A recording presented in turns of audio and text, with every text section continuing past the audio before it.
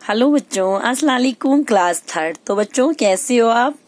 तो हम आपका लेसन नंबर 16 हम पढ़ रहे थे, व्यापारी का बेटा और तराजू। इसको हमने कंप्लीट किया। आज हम इसके क्वेश्चन आंसर स्टार्ट करेंगे। उससे पहले मैं आपको फिर से ये लेसन जो है अच्छे से समझा देती हूँ।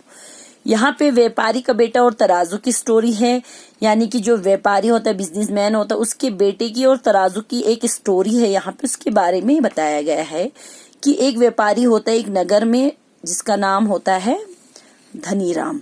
तो काफी टाइम से उसको अपने बिजनेस में थोड़ा सा नुकसान हो रहा था। तो वो बैठा बैठा सोचने लगा कि यहाँ पे तो मुझे बहुत घाटा हो रहा है, तो क्यों ना मैं किसी और शहर में जाके अपनी किस्मत आजमाऊं। तो वो जो है जाने से पहले अपने फ्रेंड के पास जाता है। उसके फ्रेंड का नाम है मंगेराम।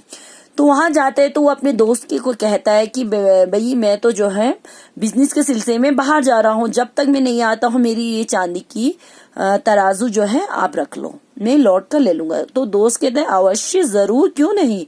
उसके बाद धनीराम बहुत महीनों के बाद जो है वापस लौट कर अपने गाँव आता है।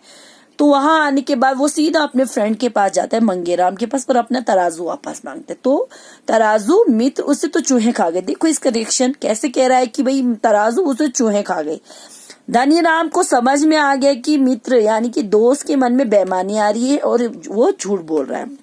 लेकिन वो जो है सीधे सीधे अपने दोस्त से कह भी नहीं सकता था कि भाई तुम चोरी कर रहे हो, बेईमानी कर रहे हो, तुम मुझे धोखा दे रहे हो। उसको एक आइडिया आया।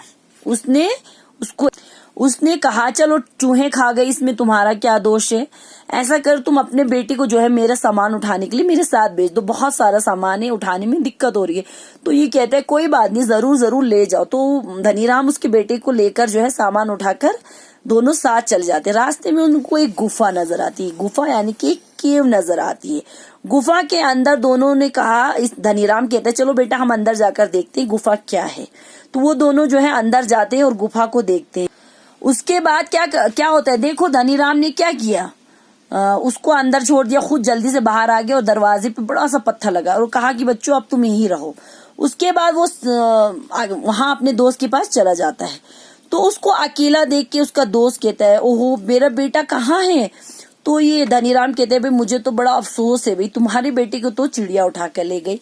आप धनीराम बोलते नहीं, तुम झूठ बोल रहे हो, जल्दी से मुझे मेरा बेटा वापस कर दो, मैं नहीं तो मैं तुम्हें राजा के सामने ले जाऊंगा, वहां पे राजा के सामने पेश कर दूंगा, तुम्हें प्रस्तुत कर दूंगा। तो धनीराम कहता कोई बात नहीं, मैं नहीं डरता, तुम मुझे ले जाओ। उसके बाद दोनों राजा के पास चले जाते हैं। देखो यहाँ राजा बैठे हैं, उनके सिपाही मंत्री।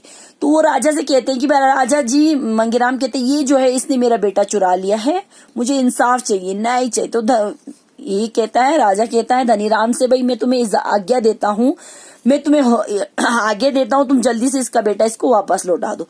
अब धनीराम कहता है महाराज को, देखो जब चिड़िया उठा ले गए तो मैं उसे कहाँ से लाऊं। धनीराम के फिर मंगेराम बोल नहीं नहीं ये तो झूठ बोल रहा है। फिर वो धनीराम जो है राजा को पूरी बातें बताता है कि जब देखो भाई श्रीमान जी, सर जब आप ही बताइए चूहे चांदी की तराजू जैसे खा सकती है तो क्या चिड़िया बच्चे को उठाकर नहीं ले जा सकती। तो सब हंसने लगे, हाँ हाँ।